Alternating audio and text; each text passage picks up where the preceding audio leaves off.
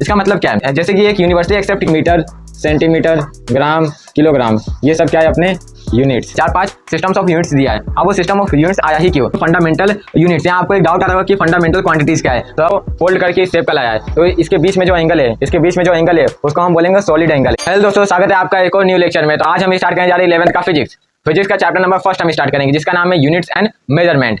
तो इस लेक्चर में हम क्या करेंगे? इस लेक्चर में हम समझेंगे यूनिट्स क्या होता है, यूनिट्स एंड मेजरमेंट, ये समझेंगे यूनिट्स एंड मेजरमेंट क्या होता है। फिर दूसरा हम क्या समझेंगे, फंडामेंटल यूनिट्स क्या होता है, फंडामेंटल यूनिट्स। फिर हमारा क्या है, सिस्टम ऑफ यूनिट्स, फिर हम समझेंगे डेराइव्ड यूनिट्स क्या होता है, डेराइव्ड यूनिट्स। एंड सप्लीमेंट्री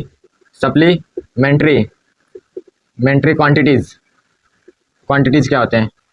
तो ये यूनिट्स एंड मेजरमेंट का लेक्चर नंबर फर्स्ट है। तो इसमें हम बेसिक स्टार्ट करेंगे, समझेंगे फिजिक्स क्या होता है, यूनिट्स एंड मेजरमेंट्स क्या होता है, और जो हमारा टॉपिक दिया है फर्स्ट लेसन में शुरुआत के पेज पे, तो हम वो देखेंगे। तो चलिए स्टार्ट करते हैं वीडियो। तो पहले समझते हैं फिजिक्स क्या होता है। फिजिक्स को हम कैसे डिफाइन कर सकते हैं। टेक्स्ट बुक में आपको एक पैराग्राफ दिया है, इंट्रोडक्शन जिसका दिया है, इसमें फिजिक्स के बारे में कुछ लिखा है।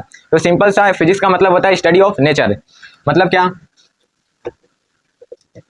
Physics means study of nature and phenomena.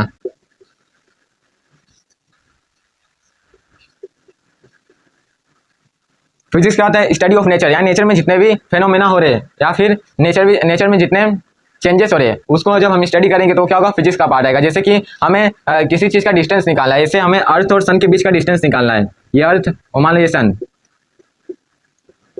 अब दोनों के बीच का हमें डिस्टेंस निकालना, तो हम वहाँ क्या यूज करेंगे, फिजिक्स। वहाँ क्या यूज होगा, फिजिक्स। यानी फिजिक्स हमें किसी भी चीज़ का लेंथ, डिस्टेंस, स्पीड, टाइम, ये सब निकालने में हमें क्या हेल्प करता है। तो फिजिक्स, अभी आपसे कोई पूछे व्हाट इज फिजिक्स, तो बोलना study of nature and phenomena is called as physics. तो आप समझेंगे यूनिट्स क्या होते हैं एंड सिस्टम ऑफ यूनिट्स। तो यूनिट्स क्या होता है अपना, यूनिट्स ये क्या होता है, it is basic reference standard होता है, विच इज यूनिवर्सली एक्सेप्टेड। तो यहाँ यूनिट्स के डेफिनेशन में लिखा, it is a basic reference standard which is universally accepted. इसका मतलब क्या है, जैसे कि एक यूनिवर्सली एक्सेप्ट किया गया। जैसे कि यहाँ पे एग्जांपल जैसे देता हूँ मैं कि जैसे हमने माना 1 मीटर कितना होता है, 100 सेंटीमीटर। तो ये क्या एक बेसिक रेफरेंस स्टैंडर्ड है, ये क्या एक बेसिक रेफरेंस स्टैंडर्ड है कि हमने ऐसा माना है, जो कि क्या यूनिवर्सली एक्सेप्टेड है, यानी पूरे ऑल ओवर दी अर्थ में हम क्या 1 मीटर 100 सेंटीमीटर की इक्वल होगा। तो उसी चीज़ को क्या बोलेंगे, यूनिट का मतलब है क्या, मीटर, सेंटीमीटर, ग्राम, किलोग्राम, ये सब क्या है अपने यूनिट्स। अब यूनिट्स के कुछ सिस्टम्स दिए हैं, 4-5 सिस्टम्स ऑफ यूनिट्स दिया है। अब वो सिस्टम ऑफ यूनिट्स आया ही क्यों? जैसे कि पहले सब अलग अलग कंट्री अपना यूनिट्स अलग तरीके से डिफाइन करती थी। जैसे कि किसी कंट्री ने बोला कि 1 मीटर हो गया 10 सेंटीमीटर, फिर दूसरे कंट्री ने बोला 1 मीटर हो गया 20 सेंटीमीटर। तो ये सब के लिए बहुत कंफ्यूजन होता था, तो इसीलिए क्या एक सिस्टम्स आ गया यूनिट का। तो आप देखते हैं कि वो सिस्टम ऑफ यूनिट्स है क्या। तो यहाँ पे मैं लिख रहा हूँ सिस्टम ऑफ यूनिट्स। पहला क्या है, CGS, दूसरा MKS, तीसरा क्या है, FPS, एंड चौथा क्या है, SI। अब ध्यान से देखना, CGS का मतलब क्या होता है, centimetre gram second, centimetre gram second. MKS का मतलब होगा मीटर किलोग्राम सेकेंड। और FPS का मतलब होगा फुट पाउंड सेकेंड। और SI का हो जाएगा सिस्टम इंटरनेशनल।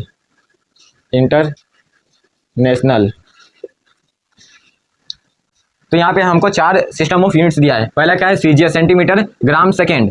तो यहाँ पे देखो, यहाँ क्या है, ग्राम, और इसमें क्या है, किलोग्राम। तो ये जो सेंटीमीटर ग्राम सेकेंड है, तो सेंटीमीटर CGS यूनिट है, ये हम अभी यूज इतना नहीं करते हैं, क्योंकि देखो ग्राम क्या है, छोटा यूनिट है। हाँ, तो ये MKS से थोड़ा सा सही नहीं था।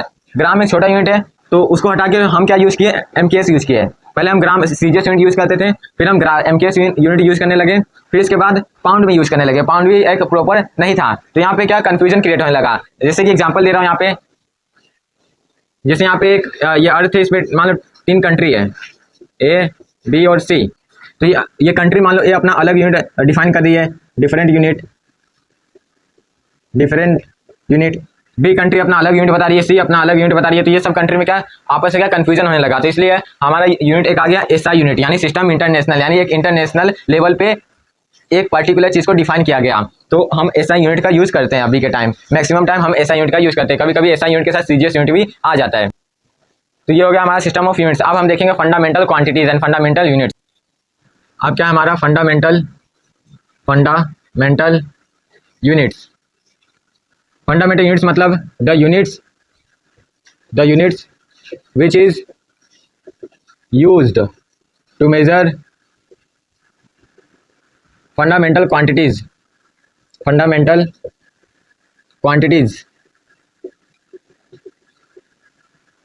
is called fundamental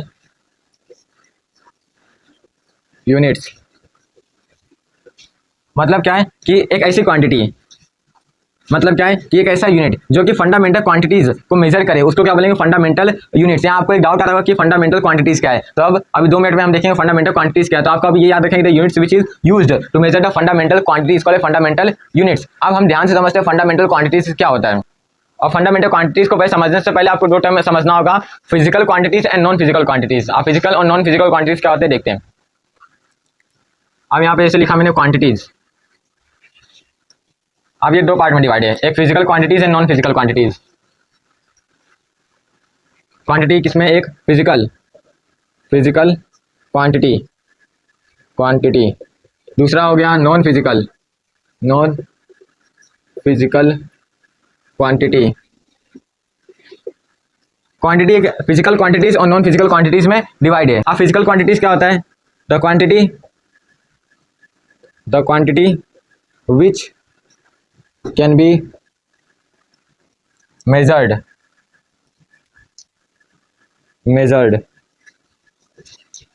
मतलब क्या है कि एक ऐसा क्वांटिटी जिस क्वांटिटी को हम मेजर कर सके। ये तो सिंपल है, समझ ही गया होगा। ऐसे एग्जांपल देता हूँ, जैसे हो गया लेंथ, मास, टाइम, ये सब क्या हम मेजर कर सकते हैं। एग्जांपल हो गया लेंथ, मास, टाइम, एक्सेट्राज। ये सब क्या एग्जांपल हो गया हमारे फिजिकल क्वांटिटीज का। जस्ट इसका अपोजिट क्या हो जाएगा, नॉन फिजिकल क्वांटिटी। मतलब क्या है कि the quantity which can not be measured, यहाँ पे मैं लिखता हूँ which can not be measured, यहाँ जिसको हम मेजर नहीं कर सकते। अब बोलो कि एक एग्जांपल दो तो समझे। जैसे एग्जांपल हो गया अपना इमोशंस। अब हम इमोशंस को तो ही ना मेजर कर सकते। हो गया एंगर को भी हम मेजर नहीं कर सकते। तो वो सब एग्जांपल हो जाएंगे हमारे नॉन फिजिकल क्वांटिटी का। तो अब जो फंडामेंटल क्वांटिटीज है वो कहाँ से बन के आया, हमारा फिजिकल क्वांटिटीज से बन के आया है। Physical quantities classify into 2 types में, एक फंडामेंटल क्वांटिटीज, एक सप्लीमेंट्री क्वांटिटीज। आप देखेंगे फंडामेंटल एंड सप्लीमेंट्री क्वांटिटीज। या मैंने क्या कहा, ये फिजिकल क्वांटिटीज क्लासीफाई इनटू 2, एक है फंडामेंटल क्वांटिटी, दूसरा है सप्लीमेंट्री क्वांटिटी।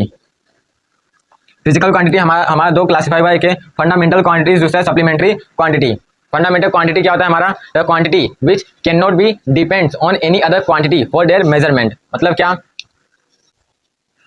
अब ध्यान से देखो, मैंने यहाँ डेफिनेशन भी लिख दिया है, the quantity which can not be depends on any other quantity for their measurement. मतलब क्या कि ऐसा क्वांटिटी जो किसी दूसरे क्वांटिटी पर डिपेंड ना करे उसके मेजरमेंट के लिए। एग्जांपल जैसे हो गया अपना length, mass, time, temperature, electric current, luminous intensity, amount of substances. यानी हमारा 7 फंडामेंटल क्वांटिटी है, आपको वो याद रखना है। इसका एग्जांपल हो गया हमारा लेंथ, जिसको हम मीटर में लिखते हैं, फिर मास, टाइम। तो आपको यहाँ खुद ही फीलिंग से समझ आ रहा है कि ये जो लेंथ है वो किसी दूसरे क्वांटिटी पर डिपेंड नहीं कर रहा। मास वो खुद इटसेल्फ है, मतलब वो बेस क्वांटिटी है। हम fundamental quantity also called as base quantity, also called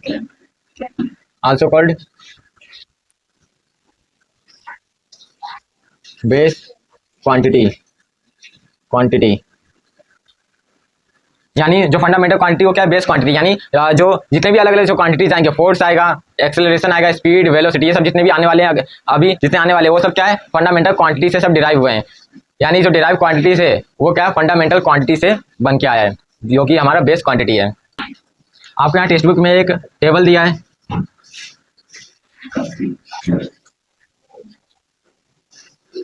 जिसमें आपका 7 फंडामेंटल क्वांटिटी लिखा गया है। फंडामेंटल क्वांटिटी, और यहाँ पे आपका ऐसा यूनिट्स लिखा है एंड देन यहाँ पे आपका सिंबल लिखा है। तो यहाँ आपका 7 फंडामेंटल क्वांटिटीज होते हैं, वो आपको पता होना चाहिए। पहला क्या हो जाएगा लेंथ, दूसरा मास, तीसरा टाइम, चौथा टेम्परेचर, पांचवा अमाउंट ऑफ सब्सटेंस, छठवा इलेक्ट्रिक करंट, एंड देन सातवां हो जाएगा ल्यूमिनस इंटेंसिटी। तो यहाँ आपको 7 फंडामेंटल क्वांटिटी दिया है, length, mass, time, temperature, amount of substance, electric current and then luminous intensity. इसका ऐसा यूनिट क्या है? लेंथ का ऐसा यूनिट आपको पता है क्या है? मीटर, मास का किलोग्राम, टाइम का सेकेंड, टेम्परेचर का केल्विन, टेम्परेचर का ऐसा यूनिट केल्विन होता है, बहुत लोग लगता है सेल्सियस, लेकिन ऐसा नहीं। अमाउंट ऑफ सब्सटेंस का मोल, इलेक्ट्रिक करंट का एम्पियर, ल्यूमिनस इंटेंसिटी का कैंडेला। अब इसका सिंबल देखते हैं। मीटर को हम लिखेंगे स्मॉल m, किलोग्राम को लिखेंगे केजी, सेकेंड को लिखेंगे s, केल्विन को लिखेंगे कैपिटल K, मोल को लिखेंगे MOL, एम्पियर को कैपिटल A, कैंडेला को लिखेंगे CD। तो ये हमारा टेबल कंप्लीट हुआ जो कि आपको टेक्स्ट बुक पेज नंबर 1 में ही दिया है। तो अब हम देखेंगे derive quantities and their units. अब ये डेराइव्ड क्वांटिटी ध्यान से देखो, इसका मतलब क्या? The quantity